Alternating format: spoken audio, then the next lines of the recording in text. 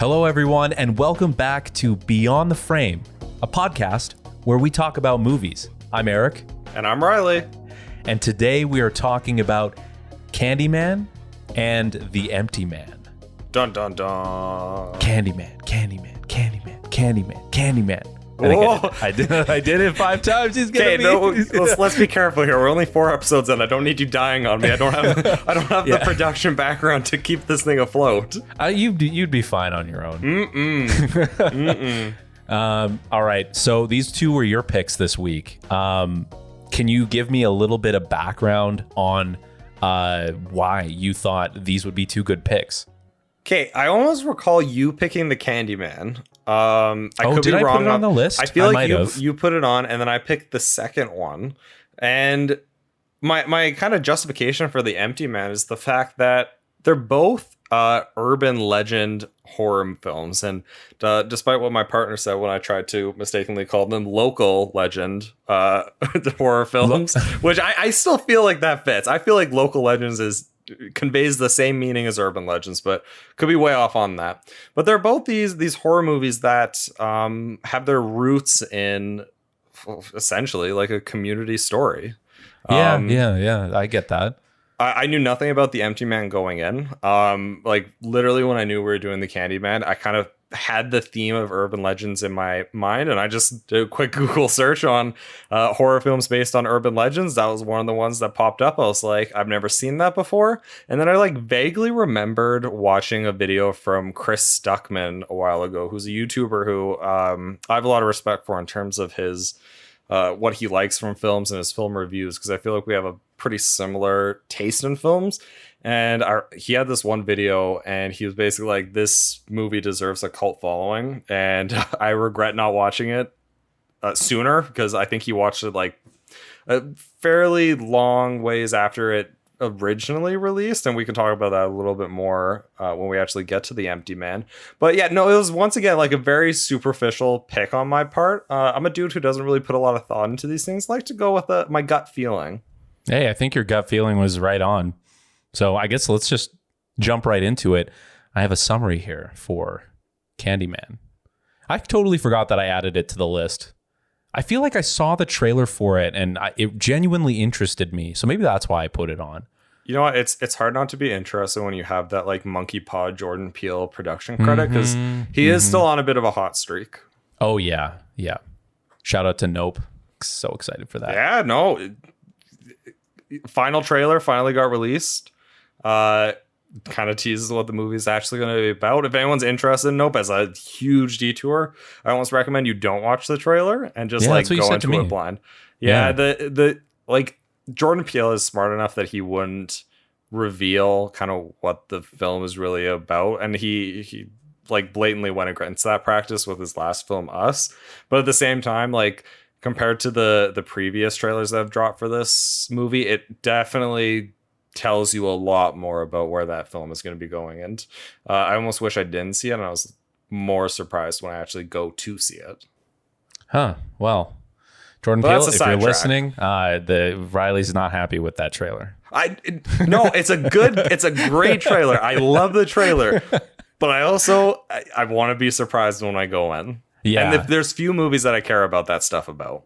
That is true. And for Nope, I feel like there's this hype building around it. So, you want to go in as blind as possible. So I understand. Exactly. All right, here we go. The legend returns. Candyman 2021 returns to Chicago, where it all began.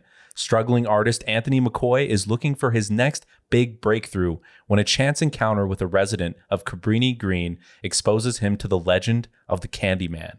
As he digs deeper, he unknowingly opens a door to a complex past that unravels his own sanity and unleashes a terrifying wave of violence. That's Candyman 2021. That's it in a nutshell. Yeah, it's a very simple plot, and I am so happy it was 90 minutes. It's such a small thing, but compared to The Empty Man, this was such a lean movie, and The Empty Man just felt extremely bloated. Okay, that's interesting you say that, but like as you know, and we may have touched on this previously in other podcasts.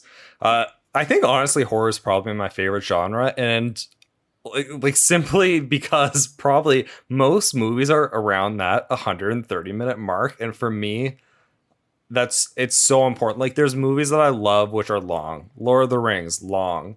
The new Batman movie, gave it a 5 out of 5. Super long.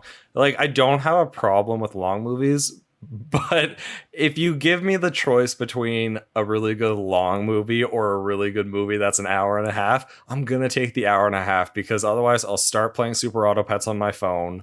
I'll get distracted. It's just having everything in that one condensed package, it adds a lot to the experience, at least for me. So the fact that this was a tight little package and The Empty Man was a little bit more long form, which once again, not a bad thing.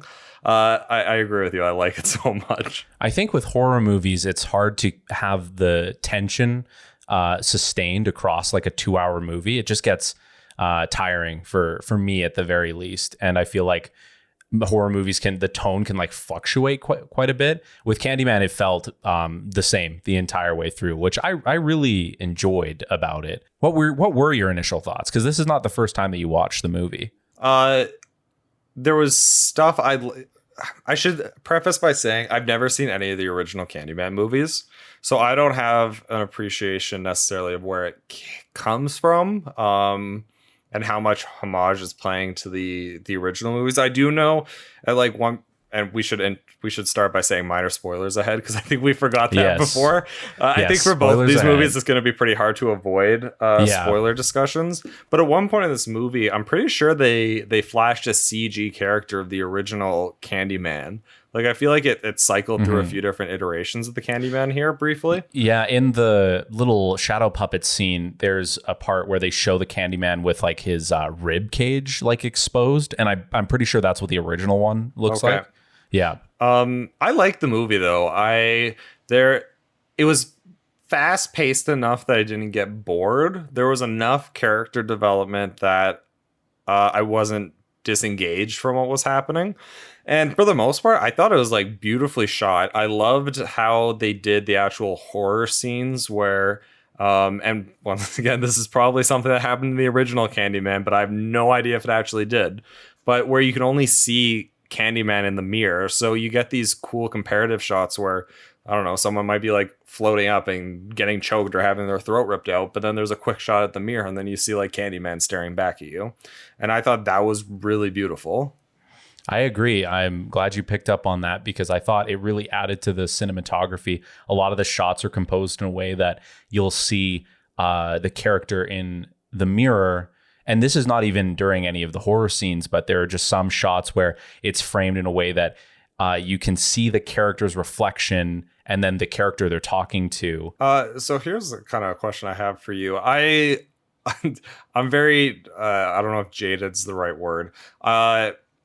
Horror movies don't frighten me anymore, and it's really hard for any movie to like make me feel any sort of tension. I didn't find the Candyman scary at all, or like raise my heart rate at all. Pardon me. Did you find it frightening in the slightest? No, not at all. It was more of a thriller to me.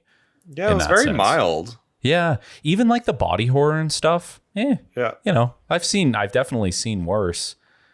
Yeah, in terms of like the body horror part, there was a lot of blood, but like in terms of like flesh brutality, you didn't get a lot of that, which I think it used it sparingly. Makes it a little, yeah.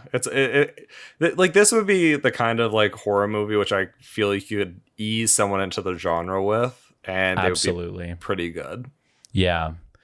And it really takes its time building to those horror scenes, and it doesn't just use them for spectacle, which I find some horror movies do, or at least like, you know, because I grew up like watching Paranormal Activity and Sinister and like The Conjuring, like really good horror movies in their own right.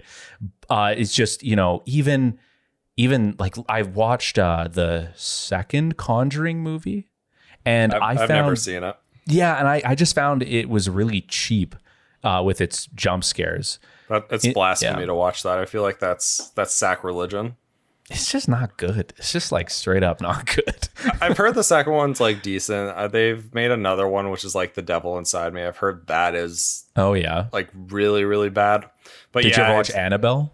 No, I just or Annabelle Creation or whatever. No, it's movies like that. I in terms of like horror, I'm definitely more into extreme gore body horror rather than haunted house style horror. Like if you get a good like there is haunted house stuff that I like what's the guy's name on Netflix who's hitting it big with like Midnight Mass? The Haunting of Hill House. So there's like the Haunting of Hill House and stuff. I like that. I thought that was a really good haunted house story. But in terms of like film, outside of like the classics like The Exorcism and stuff, that's not really where my niche is. I like horror for whatever You're like reason. A Crimes of the Future David Cronenberg guy. Oh, I'm looking forward to watching that. I think that will probably be right up my alley. But there's like a lot of guilty pleasure horror movies which I can find enjoyment of just because they take their gore and ramp it up to 10. Mm-hmm. Yep. They're I think that it has its place. You know, it's almost like kind of like a grindhouse thing. Oh, definitely. Yep. Yeah. Well, it's how I can enjoy movies like Hostel, even though like they're not good movies. Like the acting's not good. The craft is not cheesy. There. No, they're not good even movies. Like, did you like Saw? I think the first Saw is genuinely a very good horror movie because it's claustrophobic. The gore is not classic Saw gore just because due to the limited budget, and it had some good twists in it. I've seen all the other Saws, and like as everyone kind of thinks, they just get worse and worse over time. But like I've never seen those movies more than once. I don't really have an interest in that. And I think like to bring it back to Candyman, I think that part of what makes this movie so great is it's very understated in a lot of ways. It deals with subject matter that's extremely serious, like racialized violence and gentrification, and it treats it with a very deft hand. And this is I'm not going to go into a tangent with this because like it's a part of cinema that I need to research a little bit more, but Black representation in horror movies, I guess, is like obviously there's cliches and jokes and stuff like that, but all of that aside, like there's a really big movement for Black representation in horror now. Like they're pushing for it, and that's great. And I guess there's this really long history that I had no idea existed. And there's a really good documentary that I'm going to watch about it. I think it's called Horror Noir, and it's about Black representation in movies, but I will look that up. And maybe we can talk about it at the end of the podcast. But yeah, what did you think about that aspect of the movie? Some of the bigger, broader social commentary that it was trying to do. I respected it, but at the same time, in terms of any social issues, I'm able to recognize them, but I'm never in a position where I am confident on my ability to discuss it in a manner that does it justice. Yes. Yeah. Which is just like a part of not educating myself enough as I probably should. But this movie, I thought, and I like the way that you described it in terms of there's themes of racial policing or profiling, gentrification. But to me, like this whole movie is about both those things culminating in the phrase I wrote is community trauma. Yeah. Oh, totally. And generational trauma, really. And like you get going straight to the end of Candyman. To me, that's all it's about. Like Candyman is this embodiment of all these bad things that have been happening to racialized communities for decades. And like when one of the characters is talking about the history of Candyman, like he describes a situation where a black man had an affair with a white woman, and then they chased him down, tortured him, smothered him in honey, cut off his hand, put a hook in it, and then I don't know if they beat him to death afterwards, but like horrifying things. And these horrifying acts create a lingering effect, and it kind of creates this life of its own, which in terms of this series, or at least this movie, is the Candyman. Yeah, and it becomes a myth and a legend. And I like that it portrays like all of these things that you could wrap them all up into kind of one or two phrases of like community trauma. It portrays that as a cycle that keeps repeating. And I really thought that wrapped up the movie so nicely. And there's actually a line that I pulled out here. It says, I can't remember who said it, but it really stuck out to me. And the line is like, violence became a ritual. And I really love that line. And I think it, and some of the other bits of writing that are really good in this movie, they really flesh out the myth. And that's in stark contrast to some of the stuff in The Empty Man, which we'll get to that. But I think it is very much a nice contrast. I could not have picked a better actor to deliver the mythology and the backstory of who Candyman is than Coleman Domingo, who... So, like, in terms of cinema, this is going to be like a weird distinction. There's actors who are what I would describe as naturally charismatic, and that would be people like Robin Williams and Mark Ruffalo, who when they enter a scene, they just like bleed into whatever part they're playing. So like if Mark Ruffalo is playing a romantic music lover, or like in the Adam Project where he's playing this science dad who's like neglected his children, he just I believe that's who the character is. That's who I believe Mark Ruffalo is. Like, he just bleeds into whatever he's playing. He's naturally charismatic in that way.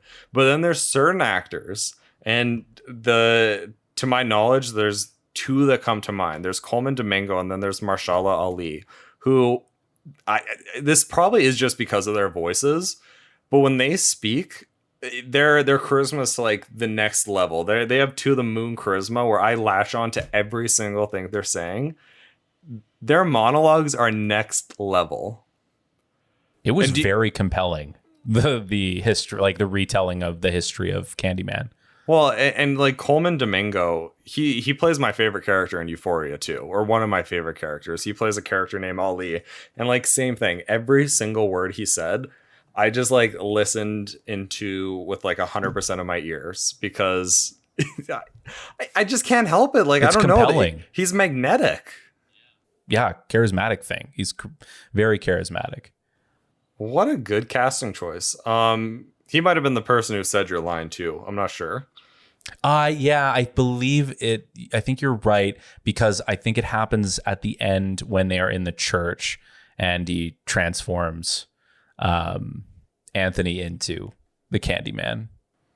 But like in terms of the plot of the movie, I liked how tight it was. I didn't really have any problems with it, except for the fact that my dude McCoy did not go to the hospital until his hand was practically already melted off. Yeah, that's ridiculous. Who waits that long? I would have gone to American the hospital. healthcare system. That's what it is. Like, oh my God, he had honeycombs up to his neck before he was going to the hospital. Yeah. I gotta say, I haven't watched a ton of things with body horror in it, but the way his skin looked like is burned into my memory now. It's pretty nasty. It's so nasty in like the best way. Well, and it does do a good job at showing his transformation into this role, because it really is quite gradual. Like, he first gets bit by the bee, then it's just like an annoying bite, but slowly as he starts losing grasp of reality, or starts losing his psyche a little bit, starts seeing the Candyman a little bit more. As the plot progresses, it just slowly creeps up his arm. And like and it's also kind of funny to see other characters react to that. Like when he's at the dinner with his, I don't know if it was his wife or fiance, and then he has like his hand wrapped in a towel, and like someone beside him's like, "Yeah, don't do that." Yeah, because he's like picking at it, like it's nasty. Yeah, it's super nasty.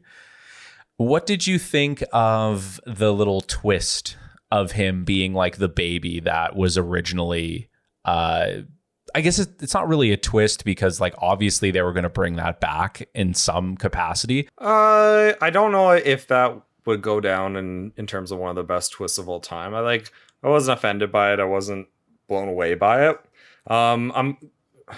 maybe this is just my fault for not paying attention enough. I also don't quite get the significance of it other than it connects him to the lore of Candyman a little bit more. Like I don't get the why Candyman originally wanted him and how now suddenly Candyman is coming back to find him. Like I didn't get that piece of the puzzle. Like why would Candyman even care about a baby?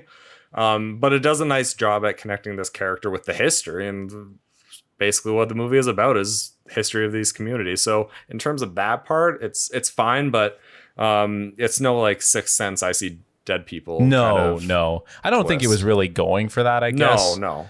But I was surprised, and maybe I misunderstood this, but it took like the whole idea of that researcher, Helen, who lost her mind. It recontextualized that, right? Because she actually gave him back to his mom. Yeah. Or was like trying to save him from the Candyman. So in that sense, I understand where you're coming from. I don't really get why the Candyman wanted him, like as a vessel, I guess, or like, yeah, I really don't know.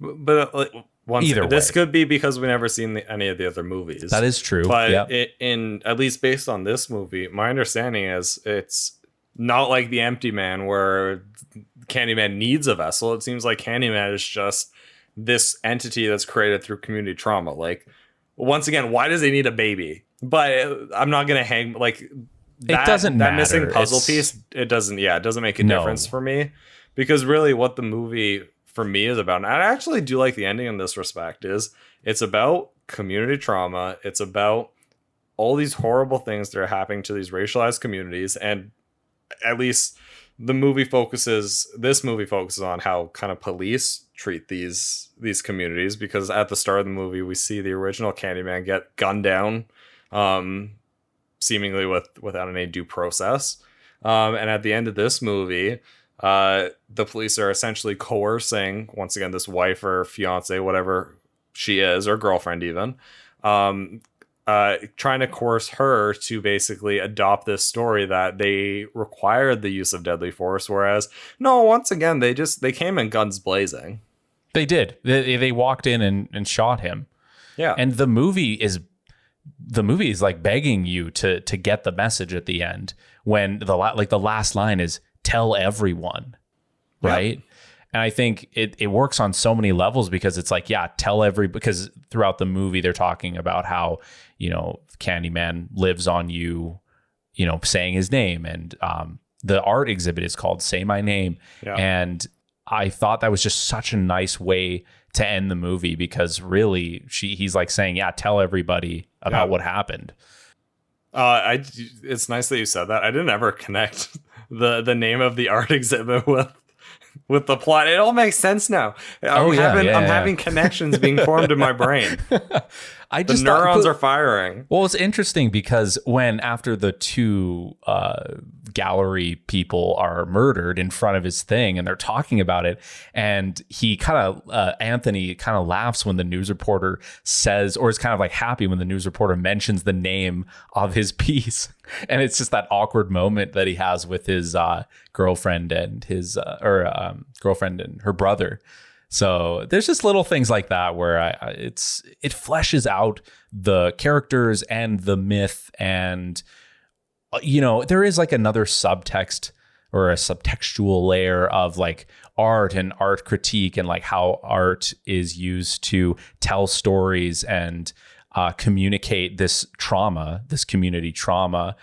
So, and that part I thought was touched on and talked about just enough. Like, it wasn't really trying to make it all about that, but it did the right thing by framing it through the eyes of this artist who is trying to understand his own community and the trauma and his place in it.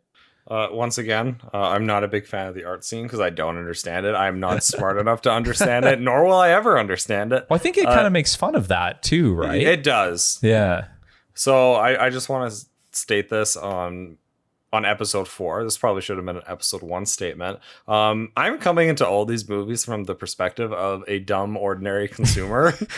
That is the perspective. He's a blank I bring. slate, if you will. Yeah, a tabula rasa. Yeah, no, like maybe I come with like a notch above that, but like no, Yeah. I'm your average Joe in that regard. Well, and your lens is about like the enjoyment that you get from watching it, not the critique and interpretation necessarily of it. But one other thing that I liked about this movie in terms of, and it pairs with the length of the movie, pardon me. I like that it didn't make us think too much about the themes. Like it presented the themes subtly, but also explicitly enough that it didn't spoon feed you, but you didn't feel dumb because by the end of the movie, you didn't know what was going on. Like it conveyed a message very effectively. And I didn't need to spend a half hour searching what the movie was about in terms of its greater purpose. It, on one hand, makes it very apparent what it's talking about, but it's not hitting you over the head with it. And I think that's a really hard line to walk sometimes. No, it did a good job. And like, once again, I just appreciate the fact that it was short enough and it took a pretty swift pace throughout its 90-minute runtime, and I was able to enjoy without any real lulls in my engagement with the content. So we've kind of already touched on performances, but what did you think of Yahya? Yahya Abdul-Mateen, the second? First of all, the dude is hella jacked. Like, oh my god, hella jacked. Yeah, Did you see yeah. his shoulders? Crazy. He's like we always, because we started with the Northman, I think we always bring up but we talk about Eric Skarsgård a lot as like a physical presence. Like I feel like Yahya is the same. Well, okay, it fits with the character. He's an art guy. He has nothing but time on his hands while he's waiting for his next inspiration. He's hitting the gym like Mark Wahlberg levels. Even Troy, Brianna's brother, mentions that he's like hitting the weights. Freaking jacked. But like, interestingly, this guy hasn't had a very long film career. His first like real credits are in 2017.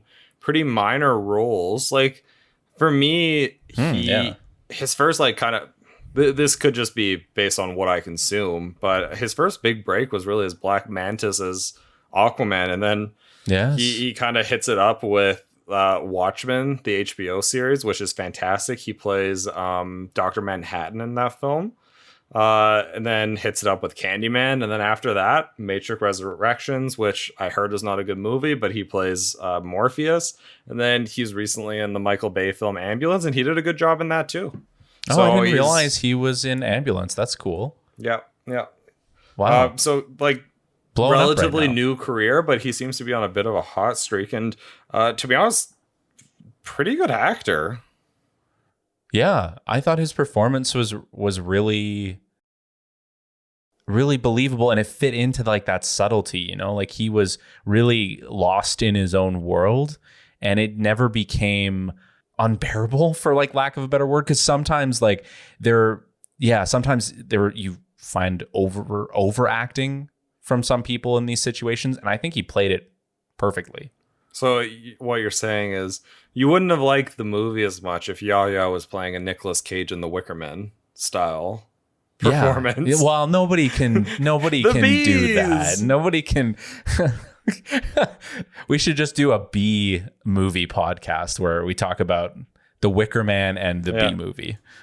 But like, while he was good, and I felt like he carried the movie pretty well. The scene stealers for me was still anything Coleman Domingo was in, and anything the brother was in, who I think the brother's name is Nathan Stewart Jarrett. I thought he did a fantastic job. He was like good comedic relief.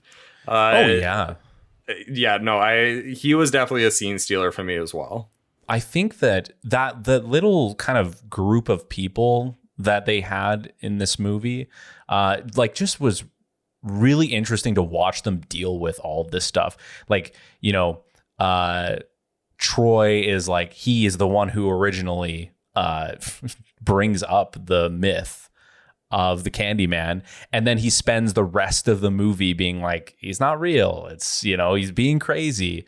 And I think that's a really believable horror character and not just a stereotype, which I find a lot of movies, The Empty Man included, is really guilty of sometimes. Sometimes it's more apparent than others. Even with the not the sister, so that would be a whole different movie. Even with the girlfriend, yeah, that would be a very different movie. Even with the girlfriend, how she reacted to certain scenes, also kind of made it a little bit more believable. Like there was the scene where she comes into his art studio and he's had like all these frantic paintings of people's faces, and she's like, "Dude, you're acting a little bit crazy." And then she's like, "I'm going to start saying the Candyman thing." And he's like, "No, you can't say it." And he starts smashing all the mirrors. And she's like, "No, screw this. This is getting violent. I'm out of here." Yeah, she leaves like a normal person would leave an abusive, scary relationship like that. Well, she was just like, "You are off your rocker." Yeah. I am like, "You do you. I'm packing up and I'm going." And I was like, you know what? I would probably maybe do the same thing if my partner was violently smashing mirrors in front of me. Yeah. And then had like a series of extremely unsettling paintings of faces. Now, would I like pack up and leave completely? No, but I'd probably leave the place and then call like a mental health hotline. Yeah, that's true. That's true. And I think it's a testament to how they build up these relationships that I wasn't like surprised that she well, no, okay. I guess what I'm saying is they did a really good job of building up the relationships on like a personal level, but then also throwing into the mix like this weird relationship that she has with Anthony, because she is like showing his stuff in her gallery. And yeah, they could have made a whole subplot about that, and they didn't. And I think because it would have been then like a 2-hour movie probably. So I think they did just enough to characterize everybody in a really believable way that they all worked together, and I enjoyed all of their time on screen. I think the only other thing I have to talk about this movie, because I will say this movie, it doesn't excel in anything, but it's also not bad at anything. And the fact that it's such a short package makes me like it. But the scenes that like really stood out to me too were all those puppetry scenes, or maybe not puppetry, the paperwork. Puppets. Yeah, whatever you would call that. I really like those. Those are really visually engaging. Oh my God, yeah. Such a nice stylistic flair. Yeah. That's the only other like major thing I have to talk about this movie. Yeah, I think I am with you on that. I will say that was kind of, I had a comment about like the cinematography and just like the opening credits for the movie. Like it was such an interesting use of the buildings. And so for people listening, and hopefully you've watched this, but I just liked that the movie starts like off kilter, almost like it throws you off. You're watching these buildings go by and you're like, are they upside down? Is it a mirror? Like, how are we looking at this? I think that just sets up a very interesting tone for the entire movie, where you feel like everything is kind of like off a little bit. Am I crazy? Did I completely forget that scene? I thought the opening was the shadow puppet scene. Well, I guess it's like the opening credits scene. I can't remember if the opening is exactly the shadow puppets or not. What? Okay. So the part where there's like actual like credits on the screen. Oh, okay. Yeah, then I'm gonna admit to something that's pretty bad. I would have been playing on my phone at that time because come on. I hate paying attention to credits. The credits are like that's why people make the movies. Yeah, no, I check out at that point. One of my biggest pet peeves is when people do credits at the start too, because I'm like, I don't want to see it. Sometimes there's some real artistry going on, but I mean, I get it. Nobody's gonna hold it against you. Maybe like one or two listeners. Well, yeah, I won't. But though. You're talking about this scene. I'm like, I do not remember that at all. You're describing like some mirror dimension style scene. I think I would have remembered that in the movie. Well, and yeah, and what I'm saying about it is like it's so subtle that it feels like you are thrown off. And I would recommend, just go look at the first like shot of that, and you'll see what I mean. Yeah, but that's all I have to say about it. What would you rate this? To me, it was inoffensive but enjoyable. I would go with a 3.5 Nice. out of 5, maybe. I would definitely. I don't know. Confident. I would rating. go 3.5. I do want to say I Yeah. don't. Well, 3.5. That's a 7 out of 10. I think IMDb. It's currently listed at 5.9. I feel like that's pretty low for what it should be. I think it's definitely a very enjoyable movie. It doesn't do anything like spectacular, but it also doesn't do anything bad. Yeah, I rated this actually a 4 out of 5. I really enjoyed this. As a non-horror person, this was a really fun film. I would recommend it to anybody. And not a lot of horror movies are like that for me. Yeah, and it does make me kind of want to go back and watch at least the first Candyman. I don't know how many are in. I feel like there was 3 original Candyman movies made. I don't think it's like Halloween where there's 8 or whatever there is. I might watch the original one if I can track that down somewhere. Yeah. So there you go. Everybody, if you haven't watched Candyman, go check it out. It's a little movie that is saying a lot of really interesting things. And it's all wrapped up in a nice little thriller horror package. Yeah. It's definitely a good introductory horror movie, kind of like you said. Yes. And with all of that being said, we're going to do a different segment this time. Okay. So you know how we've been doing questions at the end, right? All the hardcore podcast listeners know this. Well, and they've been submitting great questions. They have been, yes, they've been coming in. I can't stop my inbox from filling up. Yeah. So I'm deleting stuff all the time. But instead of doing questions at the end, I think we're going to do them right now. So, okay. My question, because despite all of the questions, the hundreds of questions we've been getting, I didn't find one that fit this episode. That's but hard. Since next week we're going to be talking about Top Gun. My question to you, Riley, is with Top Gun doing so well and really killing it at the box office right now, is there an 80s action movie that you would like to see either have a spiritual successor, a remake, or a direct sequel? That's a good question, because I feel like a number of movies that I would want to see, they've already tried to do that and they failed. Mm-hmm. So like Point Break is one, and the Did remake. they do a remake? Yeah, It wasn't bad, but it wasn't good. Okay. It definitely wasn't as good as the original. Speed is another movie I really like, and I feel like Speed's a concept that could easily fit within modern society. Like, that would be really good. All it is a vehicle that can't stop. You can make that in any. It's pretty simple in any age. I think that might be what I would want to see again. But the problem with kind of bringing back these older movies is like Top Gun's a sequel. It's not a remake or anything. It's a direct sequel. Yeah. It's hard to capture that same magic when you kind of know what's going to happen already.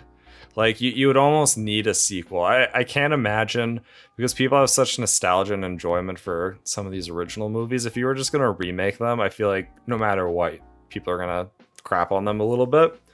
And with some of these movies, like, well, there was a Speed 2, and Speed 2 involved the same lady, Sandra Bullock, from Speed 1, and it was a horrible movie. Like it was more of like a spiritual sequel because it involved the same character rather than a direct sequel. But for a lot of these things, it's kind of hard to do.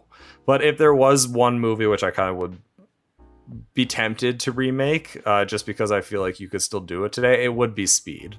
Yeah, that's interesting, because I'm looking through like very popular 80s action movies, and you're totally right. They have already done so many of these. They've done a lot. RoboCop, Sucks. you know, favorite of the show, Dune, like that was remade. Yeah. Die Hard has a bunch of sequels. Which suck. Yeah, they're horrible. Like in, you know, any James Bond movie has had sequels. Mad Max had Fury Road. I mean, that was more of a spiritual. Yeah. But also a masterpiece. That was a good one. A really good one. A great example of it doing really well. Like, I'm trying to think of any other ones. I mean, like Indiana Jones is going to have like a new movie soon, I think. So Star Wars, I mean, they're still freaking making those.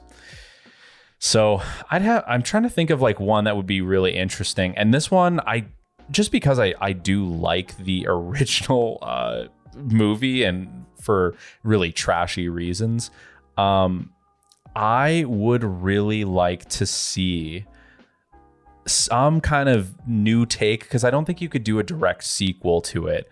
And you would need to have the original filmmaker on it. I would like to see like some sort of take on They Live, and I don't know if you've seen it before. I started watching that movie last month, and I am maybe 40 minutes into it. Yeah, and I haven't gotten into it yet. Yeah, I've heard good things about it, and I've like seen like. Do you like John editions. Carpenter? I've never really seen a John Carpenter movie. Oh, okay. Like I don't even think I've watched the original. Oh no, I forgot that is John Carpenter. Like Escape from New York. I haven't seen Escape from New York. I think the only John Carpenter movie I've seen is The Thing, which I do like, but I've never seen Escape from New York. Never seen like any Assault of those on Precinct 13. No, none of those. Okay. Is John Carpenter still alive? I think he's still alive. Yeah, he's still alive. I think that you would not be able to do it without John Carpenter, but I just like the idea of They Live. It's a kind of trashy, but I think that it's a really good blend of like sci-fi action and horror.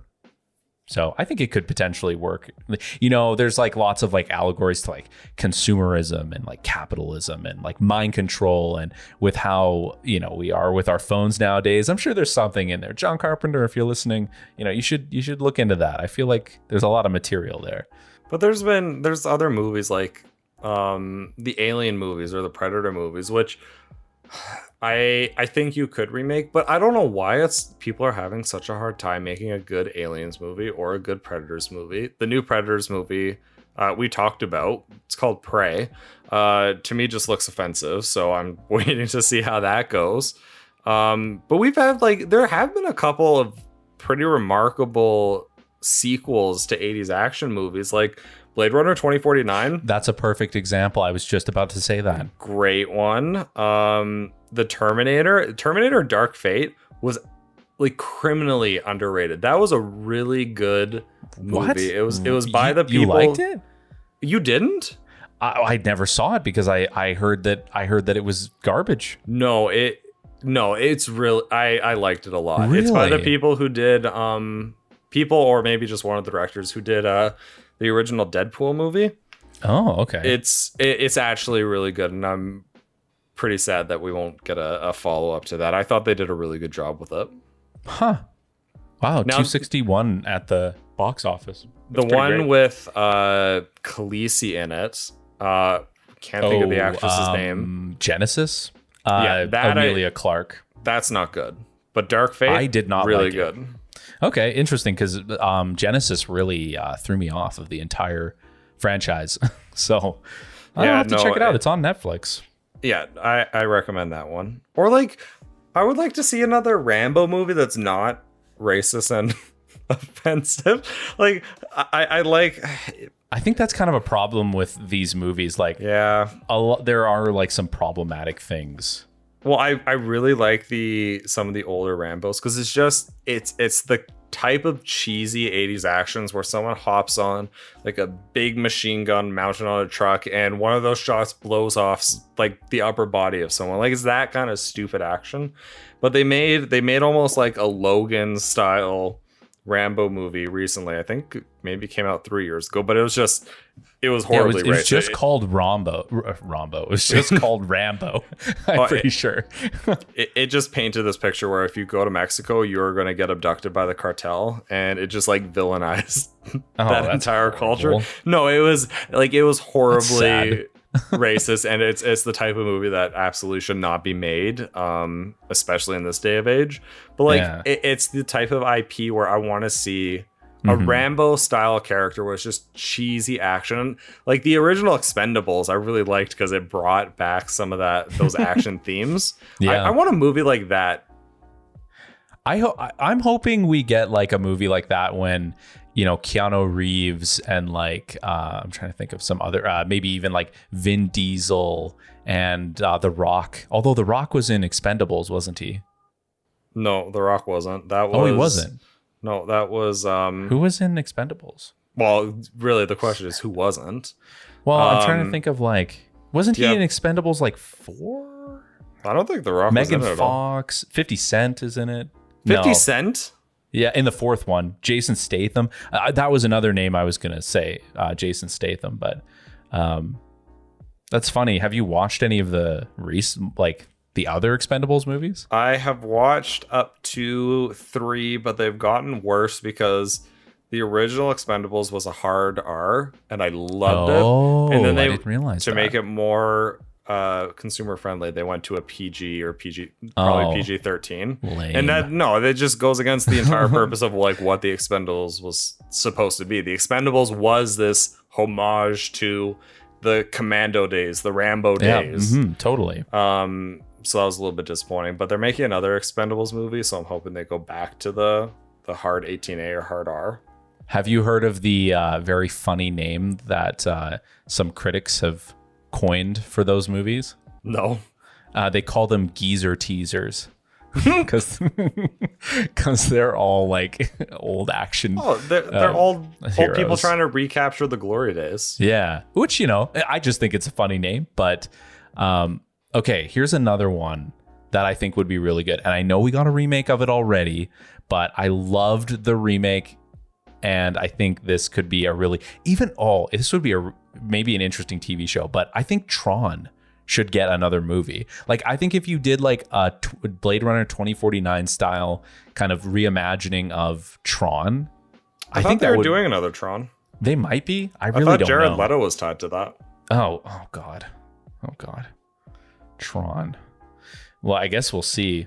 I need another soundtrack from Tron Ares. Tron Ares is an upcoming American live-action film by Walt Disney and is an assumed sequel to Tron Legacy. It'll premiere on Disney Plus, and I think Jared Leto is starring on it. Yeah, no, I don't have a problem with Jared Leto. Jared Leto is okay. I don't like him as an actor, as like in terms of his method acting and some of those creepy stories, but he, depending on the role, he's good. I liked him in Blade Runner 2049. I liked him in Dallas Pirates Club. I liked him in Requiem for a Dream.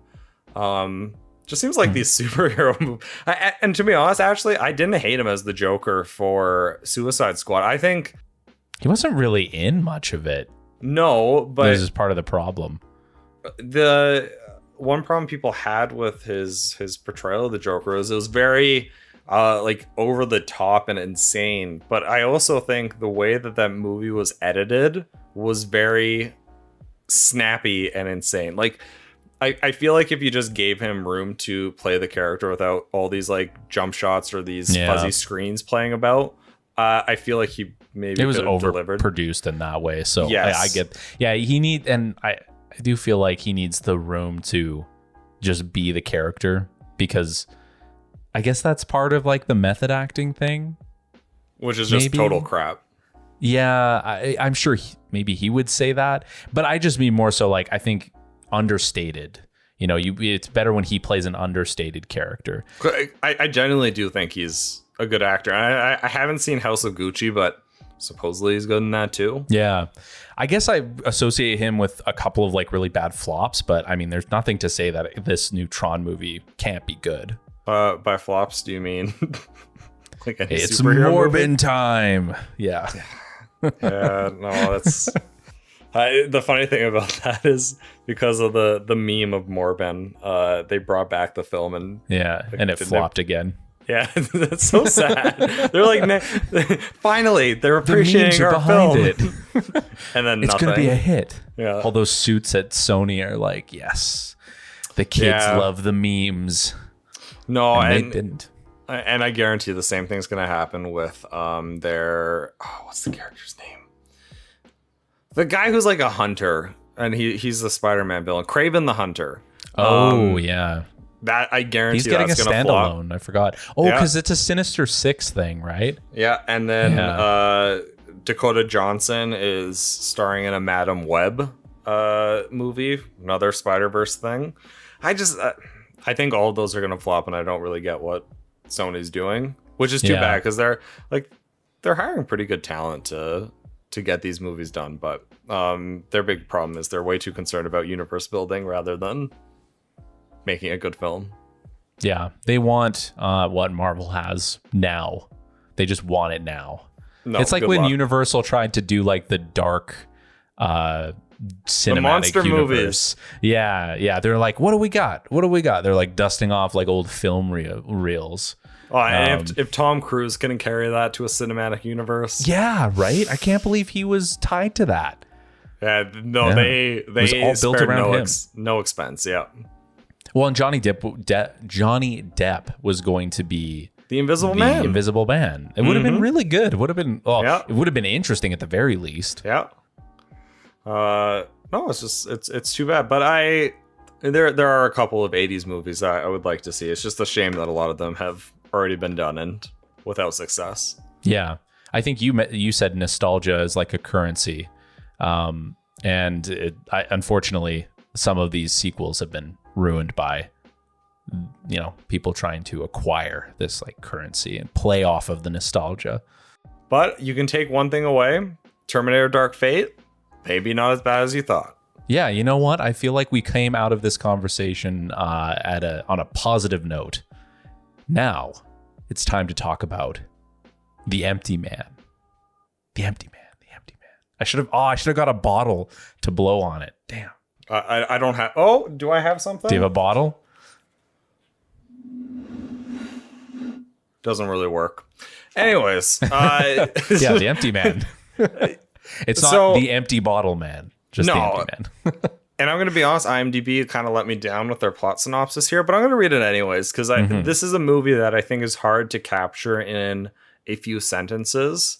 But the plot at its most simplistic is essentially we come to meet a ex-cop character who is next door neighbors with a family and a young girl, and they seem to be trauma bonded to a certain degree. But this young lady who is in her high school years goes missing, and this cop character helps the mother, or agrees to help the mother, to track down this missing girl. And over the course of this investigation that he's leading, he comes across a church that's almost like a Scientology-esque church, and starts coming across this strange almost religion that this church adopts, and it gets a little supernatural from there. And that's kind of where we're greeted with the empty man, and people start dying, and it raises a lot of questions on what's going on. This was a movie that I will admit from the start I had to Google a little bit about, and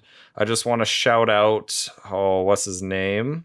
I wrote it down. Shout out to Foundflix, which is a YouTube channel, and they had a great 34-minute summary kind of explaining this whole movie because I kind of needed it. But, shout out Foundflix. Yeah, I like this movie. You kind of already alluded to it. It's a little bit bloated at times, but I think I want to lead this conversation by talking a little bit about the backstory behind the movie. And I don't know if you know much about this, and this was something that I learned about when I was watching my video. So I watched the Foundflix one, and then I actually returned and watched the Chris Stuckman one. And Chris Stuckman does a good job at kind of summarizing the backstory of it. So this movie was directed by David Pryor. David Pryor, to my understanding, was kind of not a prodigy of David Fincher, but I don't know if you're familiar with RZA's film career. RZA's well, most people know him as a rapper from Wu-Tang, but he's someone who was very interested in film. So what he would do is he would basically follow around Quentin Tarantino and learn filmmaking techniques from Quentin Tarantino. And eventually he went on to make his own movie, which was, I think it was The Man with the Iron Fist. No, it was some like kung fu style movie, which, was pretty good. But David Pryor kind of had that same role, to my understanding, where he kind of followed around David Fincher and learned a lot of movies. And you can see a decent amount of those influences in this movie. But here's this character who comes to 20th Century Fox with this bonkers script. And once again, it's very rare to get a 2 hour and 20-minute horror film, just because horror films are, at least my understanding, are a lot harder to capitalize for studios. And I think that's why we often get an hour 30-minute horror movies, just to keep the budget a bit lower so they can maximize the Less profitability. Risk. But here's this director who's never had a feature film, goes to the studio with a bonkers plot which makes no sense, and basically saying, trust me with my vision, this is cool. And that studio gives him a feature film budget of about $16 million, which is a large budget. Like, most A24 movies, most A24 movies aren't getting that kind of budget, I think. Like, that's not a pretty significant budget. And the producers are behind them on this. Now, the problem comes because this movie is getting released at the time where Disney and Fox are merging. So Disney buys Fox, and supposedly there's an interview with David Pryor, and Chris Stuckman references this interview at a couple points in his movie. But apparently what happened is when Disney bought 20th Century Fox, the producers that were originally behind him and behind this movie from 20th Century Fox were no longer in the picture. So Disney now sees this 2 hour and 20-minute film, which doesn't make a lot of sense because this film doesn't hold your hand. It leaves a lot of things left to your imagination. It's not an established franchise either. Not an established franchise. No real big name actors who can sell tickets. So originally what they did was they were like, no, we're not pushing this movie out as it is. They did a couple of test screens, and I don't think it tested super well. So they cut it down to 90 minutes, and then they pushed it out again. Apparently that tested even worse. So then they were just like, okay, we're gonna throw out your 2 hour and 20-minute film. But there's no marketing behind it. I think the first trailer came out about a week before the film released. I don't think it had a big theatrical run. I'd be very surprised if it had much of a theatrical run at all. And then here's another interesting thing. I don't think this movie has ever had a physical release. Really? I went on Amazon and I tried to find it. No physical release. I read somewhere else that it didn't. So unless it got released somewhere else and it's just not on Amazon. So it's dumped onto streaming. Yes, and kind of forgotten about. Wow. So it got lost in the shuffle and then it was just dumped. Well, and it's unfortunate because the same thing happened to New Mutants. But New Mutants was genuinely not a very good movie. Pretty egregious. Whereas this, it's not bad, but it's a pretty competent movie. Disney didn't want to really deal with it. I don't think Disney understood or knew how to market it. But yeah, as soon as the merger happened, this director lost basically all support. And this was one of those movies that kind of just got lost in the background. And then on Rotten Tomatoes, it's certified rotten, but it's one of those things where there's very few reviews that actually got put on Rotten Tomatoes or made on this movie. So you have a very small sample size saying, no, this movie's trash. And then everyone else is now seeing this rotten status, and it just it kind of died. I don't know how else to say this. So it's just interesting to see someone like Chris Stuckman kind of explain this backstory and kind of be the champion of this movie and try to give it a little bit of some traction again. And I kind of agree with Chris Stuckman where this could be a movie with a bit of a cult following down the road. And I don't know if it already has that kind of cult following. don't know that much about the community of this film at this point, but just the background of this film it's interesting because I almost remember seeing a trailer for it and I got Slender Man vibes because they made a Slender Man movie, and I was just like, this looks stupid, I'm not watching this. And then I forgot about it for 2 years. So that was a very long-winded introduction to I this appreciate film. that. No, the context is really important. And I do want to preface it by saying that I mentioned that it's not an established franchise. To be fair, it is a graphic novel already, but I was thinking more so in the vein of like, it's not a Marvel movie. No, and I know nothing about the graphic novel. All I know is that Chris Stuckman said this movie doesn't really follow it that closely. But it is interesting that it's based on a graphic novel. Yeah, I kind of flipped through the preview that I could have of it. It didn't really seem to be anything like the graphic novel, maybe broad strokes. It could be called a adaptation, but I think the movie does its own thing, which is really good. And part of what I appreciated about it is it just is a very competent movie in a lot of aspects. Like maybe the writing is a little bit contrived. I would hazard, I would say that. I would say the writing is a bit contrived, but the cinematography is really good. The performances are really good. And I think that, even at its most confusing, it was still a very compelling mystery. It was interesting, and it did have a couple of twists, which I did not see coming.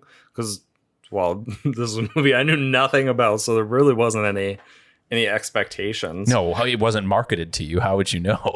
No, it genuinely, actually, I would say it had more twists that I generally did not see coming than most other movies I've seen in the past while. And like jumping in from the very start, I thought like this movie has a 25-minute prologue essentially, and I didn't know that those weren't our main characters. I thought those were the main characters. That was such a really cool switch up that they played on us, because that on its own could have been a short film easily. Yeah. And I really thought that when we transition to the next part of the story, that they would pop up again. They don't. And I love that. Well, and actually, after that introductory prologue scene, which for anyone who hasn't seen the movie, essentially the film opens up with this group of 4 friends who are hiking, and then one man starts hearing something. He falls in a crevice. He sees what I don't know if it's the actual skeleton of this quote unquote empty man or some mythical entity. It's never really explained. It's not really explained. But I'm just going to call it a symbol of this empty man, quote unquote, whoever he is. And essentially that kickstarts this thing where he becomes almost a vessel for this entity.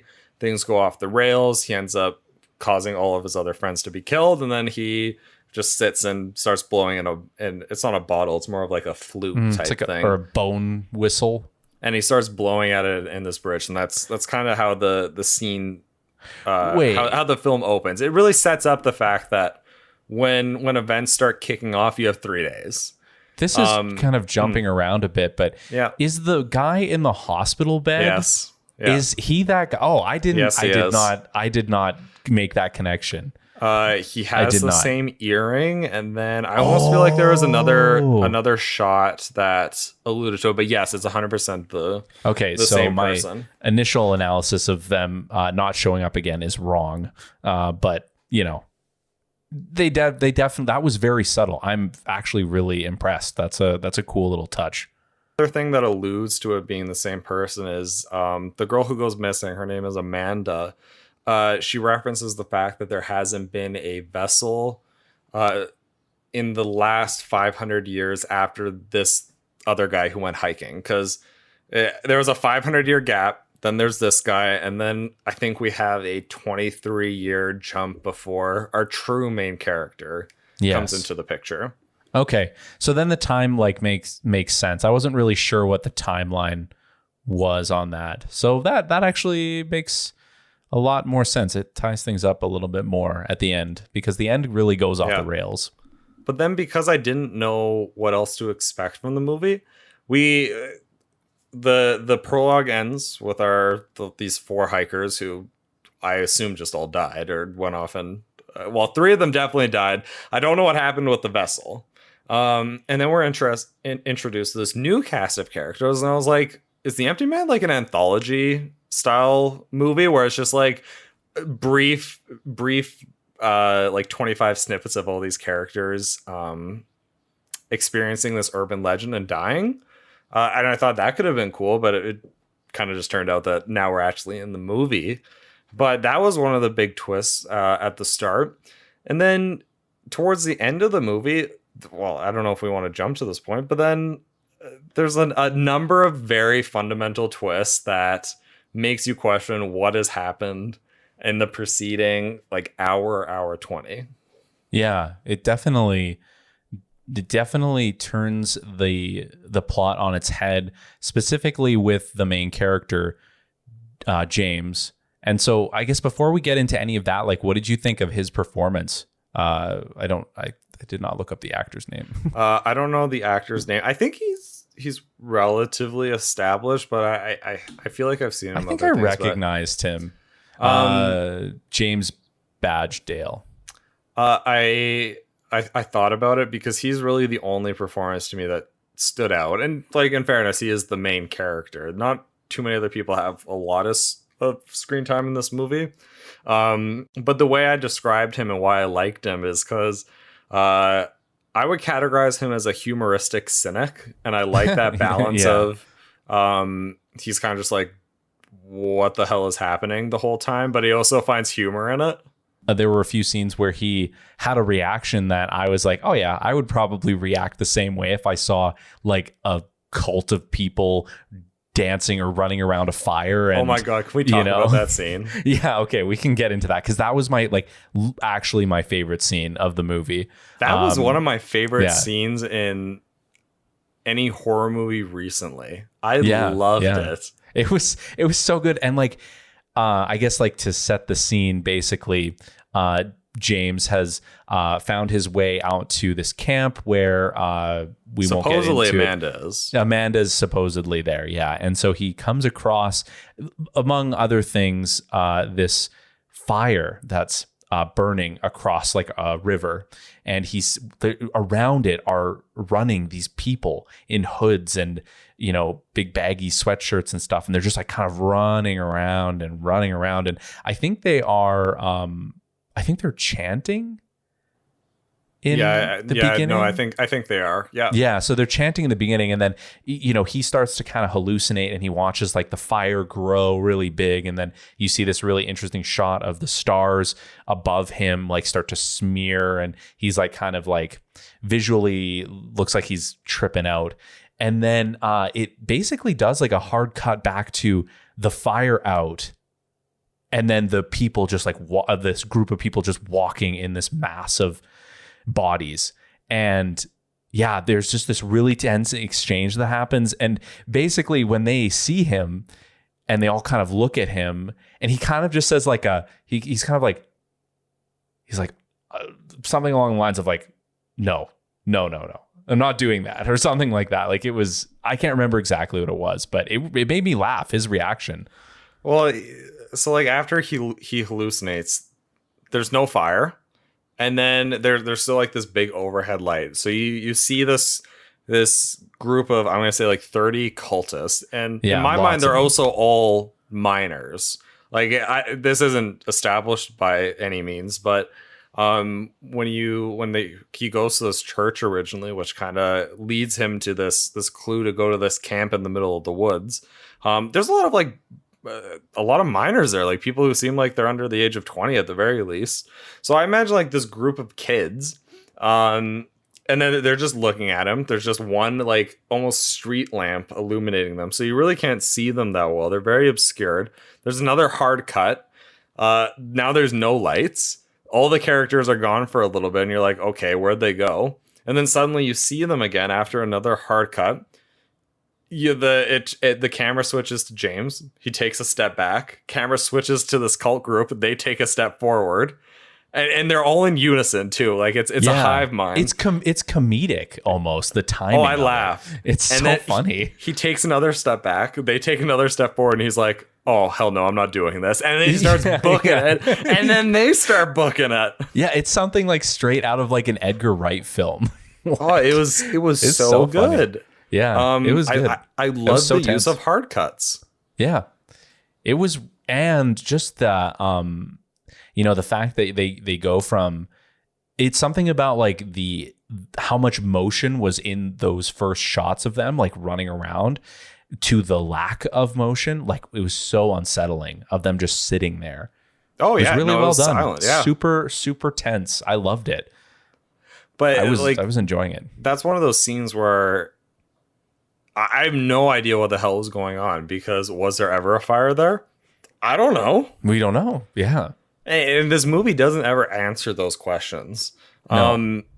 At this point, I feel like we could have a pretty big conversation on this. So the end of the movie, I should preface this. So at least in my interpretation, what this one YouTube channel that I watched, which I referenced earlier, Foundflix, talked about is this movie is really about our minds being a bridge for you could call it other worlds, other planes, other forms of subconsciousness. I don't know.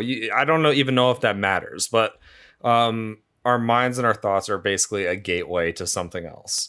And part of this movie is there's these certain individuals who act as a receiver to these signals and can amplify these signals, whatever these signals actually are.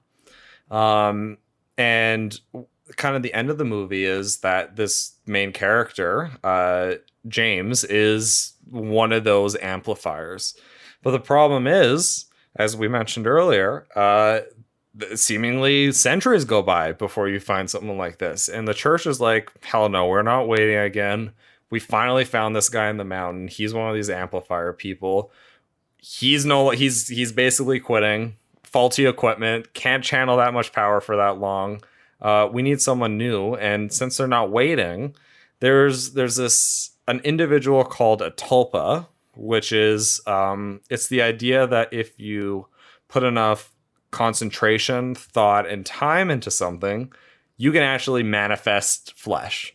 So if I think about someone hard enough, and I could potentially create that person, it's a huge jump. Mm-hmm. But that's essentially who this James person. That's the big twist. Well, yeah, that's the big twist. Mm-hmm. And I honestly completely forget where I was going with that. Well, I guess we should also talk about how James gets wrapped up in this. So basically, Amanda, who is okay, and you know what? I have to go back because it's a hard movie to summarize. On top of all of this, on top of all of the weird stuff that's going on, you have this really weird familial situation with James and Amanda's mother. Yeah. No idea what her name is. Quayle. Their last name is Quayle. But anyways, you're not really sure what their relationship is when you go into the movie. Yeah. And you don't really know what their relationship fully is until the end of the movie. Yeah. And not that you need to know all of that, but basically, James gets brought into this whole plot because Amanda goes missing.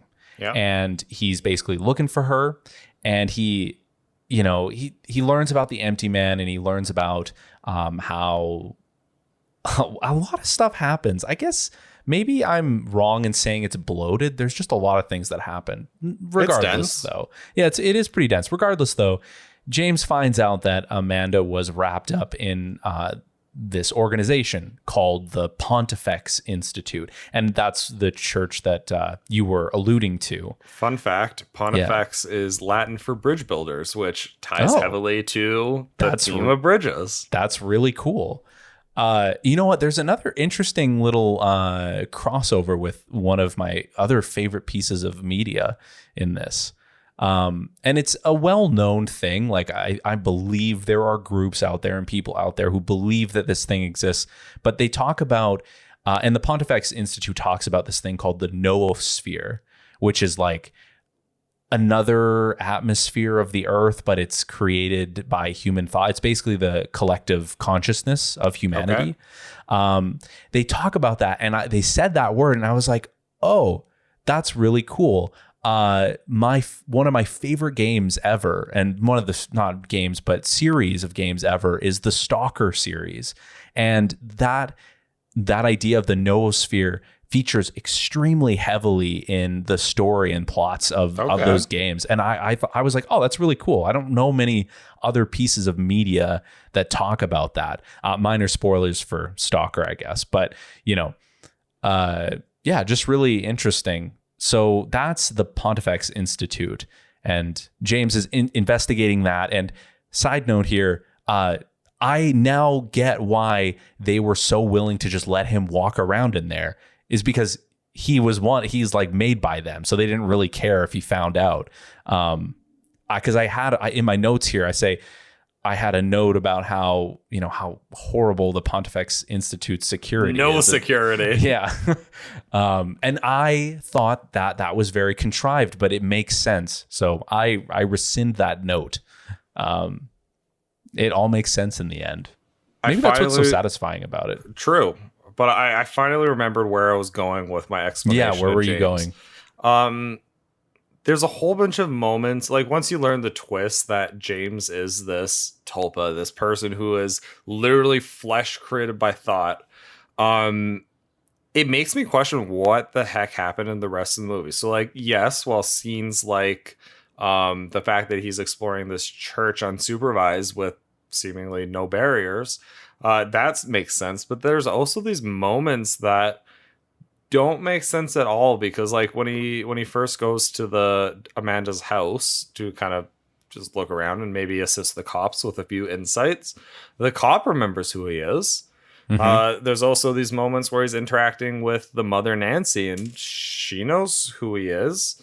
And it just makes me wonder how that works, because he was only created at the start of the movie. Like, my understanding is his first day of life was when he went to that restaurant and gave them the birthday certificate. And yet at the end of the movie, Nancy doesn't know who he is. And seemingly Nancy is a person, because that's Amanda's mom. So it's like those interactions before the end of the movie where people in the world recognize him and seem to imply this backstory.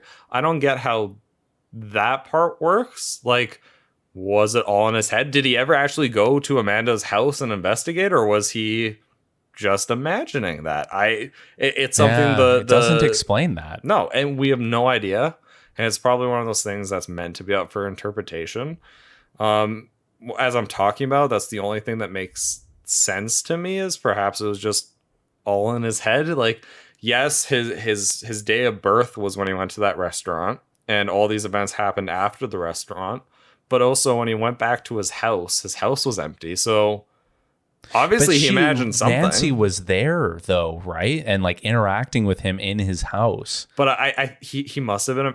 He might have been imagining that. I just don't know how it works. Or maybe they're like implanted memories or experiences. Yeah, who knows? Yeah, I guess that's a fun thing about the movie, is you really don't know what's real and what isn't. And in a lot of ways, it's very subtle horror. And this is the type of movie that you could probably watch again and pick up on a whole bunch of new things, because I only watched this once, and then I watched a couple of videos on it. But it could be something that you gain even more appreciation for on a second viewing. Like, even when I was watching the YouTube videos, there's a scene kind of towards the start once James comes into the picture, where he's interviewing one of Amanda's friends in a car. And that friend starts like looking out the window, kind of frightened. She tooted the bottle and started seeing the empty man already. I think she was on day 2 at that point, but she was looking around and she was afraid. And I didn't see anything to be afraid of. I thought maybe we couldn't see it because we're seeing the film through James's eyes, and he wouldn't be seeing the empty man if she was seeing it. But then the video I was watching had a whole bunch of screenshots, and there was like the empty man lurking in the background in those scenes. Oh, really? Like when she's like looking at like the friends walking out of school and stuff, the empty man is there like basically at a bush. And it's like all those minor things that I didn't notice. That's where so cool. On a second viewing, you might be able to see. I don't know. Huh. You know, I am really shocked at the detail of this movie in the cinematography, but also in little moments like that. That's really cool. And there's a lot of, and once again, a lot of these aren't my own ideas. I do want to heavily credit the videos I watch. Because there are things that I would never have noticed. Yeah. There's a lot of symbolism at play, and we don't understand all of it.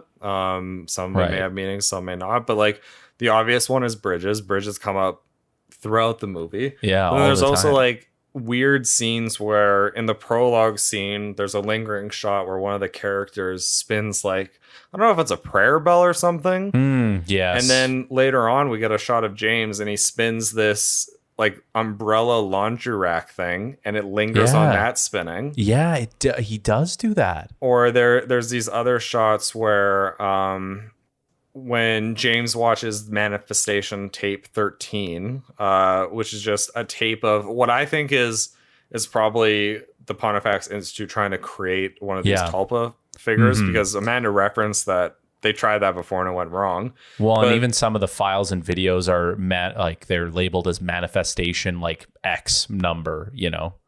But at the end of that 13th tape, the character, I don't know if he uses his own blood or someone else's blood, but he draws this symbolic figure of the empty man, and then James sees that bloody painting's still in the cabinet, and then when James actually kills the previous vessel and becomes a vessel himself, he shoots the previous vessel in the head, and the blood splatter kind of looks like that, that previous painting. So there's like all these cool weird parallels that happen throughout the movie, and I don't know if all of them have meaning. Like I have no idea if the lingering shots on spinning things means anything. I don't know, but it's regardless, it's like this weird attention to detail. There's a lot of like like you bring up symbolism, and I think it's really interesting that there's like these allegorical and even like visual comparisons, like the prayer wheel and the blood spatter, because like even the title of the movie is like that, you know, the empty man is this like entity, but then also like James is an empty man because he's just a manifestation, like he's not a real man, there's nothing there. I don't know if any of the videos I watched talked about this, or if I'm having like truly an original idea on my own, which that could be shocking, I don't know. That's very cool. I don't really understand what the villainous character, the empty man, the supernatural entity really is. Like the movie doesn't really address it. Like they reference there being like these ancient, almost mythical entities, and he could be one of those. But also going on with this idea of urban legends. This is the empty man's a character which kind of spread throughout the community. It's going throughout schools. Like clearly the public has a general idea of him. Maybe the empty man is just not a tulpa, but something similar, where if we're dealing with this theme where thought can create physical things in the world, is it a mythical figure, or is this something that the community has just created because it's I don't really know. Think of, and I kind of got the sense that the empty man as an entity was almost like kind of Lovecraftian, and maybe that's because of that like that scene of in that corridor, which was not really my favorite scene because it was really visually confusing and stuff, but you know, that's when you see like the big capital M monster, and you know, that it seems almost like some unknowable godlike figure that is like that inhabits the noosphere, you know, and maybe it is created by humanity because he lives within the collective consciousness of everyone. I almost think the probably the more correct interpretation would be he is kind of like a Lovecraftian thing, because that helps explain why somewhere in the mountains there's this Yeah. supernatural bone figure, because I couldn't tell if it was like a collection of bones that someone made into a statue, or if this was like an inhuman creature and that was just their skeleton. Yeah, I wasn't sure either. Kind of like in is Alien Covenant the Kickstarter of the new movies, but like I think it's Alien Covenant Prometheus? where they Prometheus, that's it. Yes, Yeah. yes. In Prometheus where they find like these dead figures. The engineers. The engineers. God, you have all the terminology down pat. Yeah, you know, I did like Prometheus. It wasn't bad. Yeah. But like he was probably a Lovecraftian style character, but I like that we don't know. I like that we don't know. And I don't know if the director ever kind of talked about it in an interview afterwards, or maybe he like just truly wants us to come up with our own conclusions. But when you're comparing this movie and the Candyman, we had a lot less to talk about because it was dealt to us. We knew what the movie was about. There was no real questions at the end. This one, a lot more complicated. Yeah. And we don't know why it's complicated necessarily. We just know that it is, and we're kind of interested by it. Yeah, and I think there are it raises a lot of questions in a similar way of like, you know, philosophically, like in a similar way to Candyman. Or I guess rather it takes these like heady concepts and just puts them into the story and doesn't expect you to fully come out of the end thinking one way or another, but it gets us to comment on things like what makes somebody a person. Like, is it their memories? Is it their experiences, or is it not? Because you can just be created. I think, I agree that this is I think you said it was Chris Stuckman that said it was criminally underrated, or it should have been a cult hit. Oh, he thinks this should be a cult, and it probably will end up being one. I 100% agree. It's a sleeper hit, 100%. I was blown away, and as somebody who's not really into horror movies, it was a really nice ease in, you know, because it's not really a B horror movie, because the craft is really well thought out. No, this is a full production. Yeah, like film. Yeah, 100%. And then, you know, it's sufficiently creepy, but not outright scary. There's no cheap jump scares. I didn't think, at the very least. And I get scared. I mean, anybody who's watched me stream any horror game knows I do not do well with jump scares. Prime content. Yeah, it really is. But I think that's all I have to say about it. I mean, we could just do a plot summary, but I think we hit all of the really key notes. Is there anything else you want to add? No, I think that's about it. I would just say this is, if you haven't seen the movie before this podcast, I think some of the charm or some of the twists will obviously be gone from it. But as a viewer who knew nothing about it, this was one of the few movies which I did not predict where it was going. It had a number of really nice twists. It had a number of really nice shocks. Like when he first finds the group of, I think it was 5 friends hanging under a bridge. That was another shocking scene to me. I didn't expect that to happen. Really good reveal. It's a movie that surprised me. It's a movie that intrigued me. It's a movie that challenged me to think, although a lot of that thinking was done by other people and not by myself, because I was a little rushed in watching this one. It's good. I think it's a movie which I may even enjoy more on a second viewing. And honestly, it's the type of movie that if there was a physical copy and I seen it for like a decent deal, if it ever went to like $15 or something, I'd probably get it. I enjoyed it enough. Yeah, it's going to be one that I will rewatch, I think. And I wanted to hate this movie. I really did. Oh, you wanted to hate it? Yeah, well, because the title reminded me of The Bye Bye Man. And I've watched that and it was so bad. Like, it was just a really, really shitty movie. And I thought this was going to be in the same vein of it. I'm being hyperbolic, obviously. Yeah. Like, I don't think I want to hate anything, but I went into it with extremely low expectations and it blew me away. Fun fact, the Bye Bye Man is directed by a... Oh, no, never mind. I'm thinking of a different movie. I was going to say it was directed by the guy who did Martyrs and An Incident in a Ghost Town, but apparently he did a different movie. Oh, that guy did The Tall Man with Jessica Biel. The Tall Man, yes. Oh, that's a different... Okay. Inspired by Slender Man. Yeah, but Yeah, I can totally get it where the marketing for the movies, even the weird font used on the posters, it's the same for The Empty Man as it is with Bye Bye Man, with Slender Man. Yep. Yeah, it gives you this impression that it's going to be like something worse than a B movie. Yeah, like, and super cheap, like something that teenagers go to because it like looks spooky. Yeah. But much better than that. Much, much better. In terms of a rating, I would probably give The Empty Man, I think I would go for a 3.5 still. I enjoyed The Empty Man more than I did Candyman, just because Interesting. it raised more questions, but I don't think I enjoyed it more than I don't think I enjoyed it more than Candyman to give it a higher rating. I think just it intrigued me just a little bit more. They're two very different films, though. I'm gonna give it a 3 out of 5. I think very solid, very interesting. Not as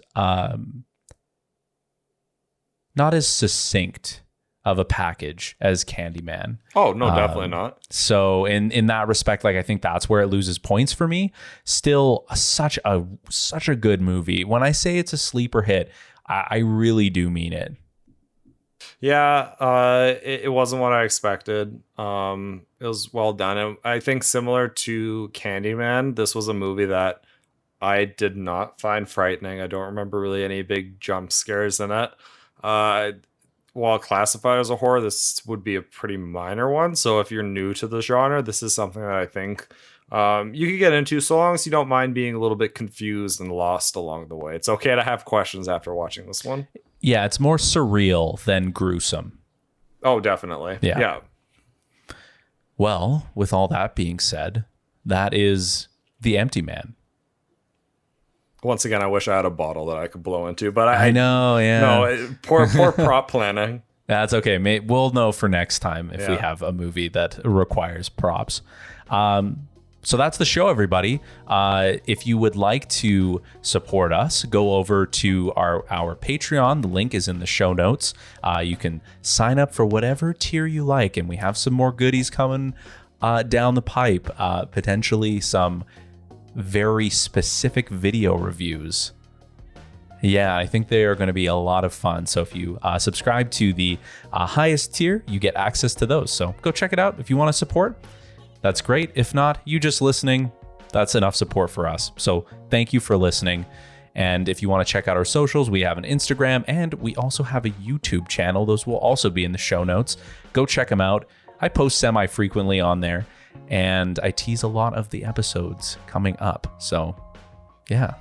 And then while we're not going to be talking about Back to the Future next week, grab your time machines, because we're going to be going back in time a little bit with some classic 80s action movies, Point Break and Top Gun Maverick. And while Top Gun Maverick is not an 80s movie by any means, it is a direct sequel to the very popular Top Gun film.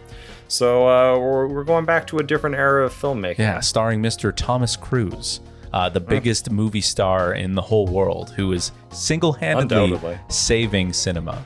So I think it's going to be a fun show. It'll be good. I'm looking forward to it. Yeah. So that's it, everybody. Thank you again for tuning in, and we will see you all in the next one.